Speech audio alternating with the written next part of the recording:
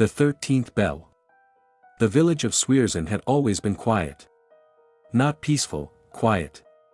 The kind of quiet that felt deliberate, like something was being hidden beneath the silence. Nestled between dense forests and forgotten ruins, the village clung to its traditions like ivy to stone. 12 bells rang every year on the night of the harvest moon. 12 bells for 12 saints. 12 prayers.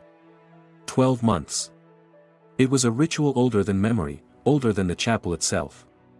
But this year, a 13th bell rang. It was faint at first. A low, trembling sound that seemed to come from beneath the earth. No one saw it. No one touched it. But everyone heard it. Children woke screaming. Dogs howled. The air turned cold, and the crops began to rot overnight. The villagers didn't speak of it. They didn't ask questions. They simply locked their doors and lit candles in every window. Clara arrived in Swierzen 3 days before the harvest moon. A 28-year-old folklorist from Krakow, she had come to document rural rituals for her thesis. She expected quaint customs, old songs, and maybe a few superstitions. What she found was fear. The villagers avoided her. They turned away when she asked about the bells. Even Father Merrick, the priest who had agreed to host her, refused to meet her eyes. On her first night, Clara wandered into the chapel alone. It was small, built from dark stone, with stained glass windows that depicted saints she didn't recognize. Behind the altar, she noticed something strange, a faint outline on the floor, like a door had once been there. She knelt and traced the edges with her fingers. Cold. Smooth. Sealed. That night, she dreamed of a woman standing in the forest. The woman had no face, only a veil that fluttered in windless air. In her hand, she held a bell made of bone. She rang it once, and Clara felt her chest tighten. She rang it twice, and Clara couldn't breathe. She rang it a third time, and Clara woke up screaming. Her hands were covered in ash. She scrubbed them clean, but the smell lingered, burnt wood, old smoke, something metallic. She tried to dismiss it as stress, as imagination. But when she stepped outside, she saw something that made her blood run cold. The chapel bell tower had changed. There were 13 bells. She counted them twice. 13. One more than tradition allowed. One more than history remembered. She ran to Father Marek's house, demanding answers. He opened the door, looked at her ash-stained hands, and said only one word. Leave. But Clara didn't leave. She couldn't.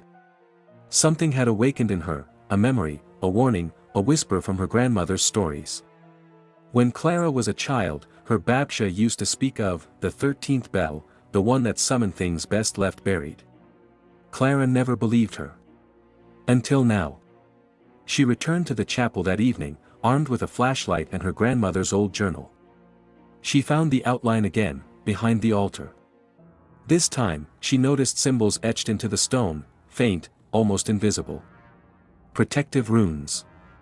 Warnings. She recognized them from her studies. They were meant to seal something in. She pressed her ear to the stone. Silence. Then, a single chime. The 13th bell had rung again. Chapter 2, The Woman in the Forest. The forest surrounding Swierzen was ancient. Locals called it Las Moxinia, the Forest of Silence.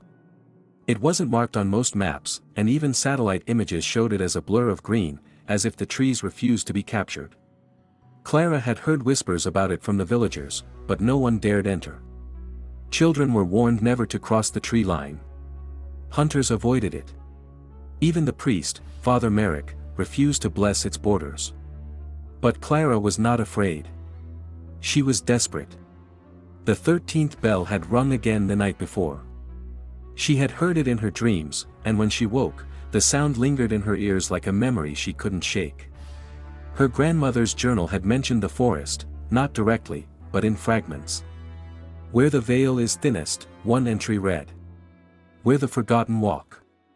Clara didn't know what it meant, but she felt drawn to the woods, as if something was waiting for her. She entered the forest just after dawn, armed with a flashlight, a notebook, and a small pouch of salt, a precaution her grandmother had insisted on in her stories. The air changed as soon as she crossed the threshold. It was colder, heavier. The trees were unnaturally tall, their branches twisted like arthritic fingers. Moss covered everything, and the ground was soft, almost spongy. No birds sang. No insects buzzed. It was as if the forest itself was holding its breath. After an hour of walking, Clara found a clearing. At its center stood a stone arch, half buried in ivy and roots. It looked ancient, older than the village, older than the chapel. Symbols were carved into its surface, the same protective runes she had seen behind the altar. She reached out and traced one with her finger. The bell rang. Not loudly. Just once. A single, trembling chime that seemed to come from beneath the earth. Clara froze. Her breath caught in her throat. Then, from the shadows between the trees, a figure emerged. It was a woman.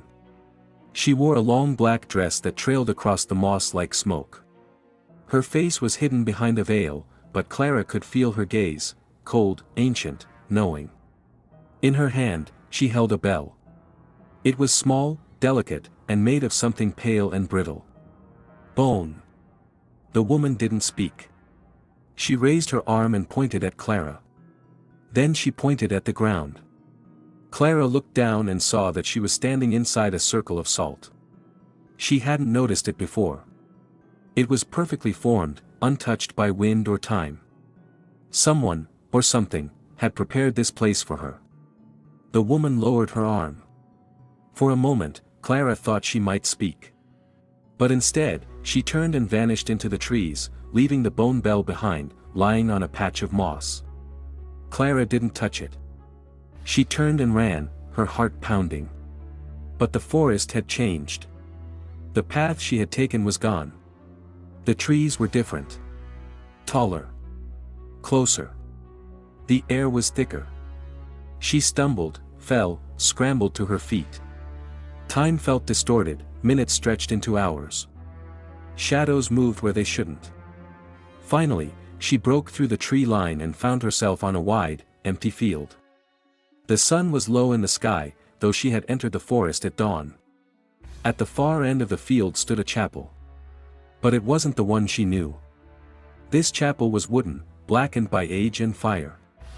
Its windows were shattered. Its door hung open. And on its roof, swaying gently in the wind, hung a single bell. The 13th bell.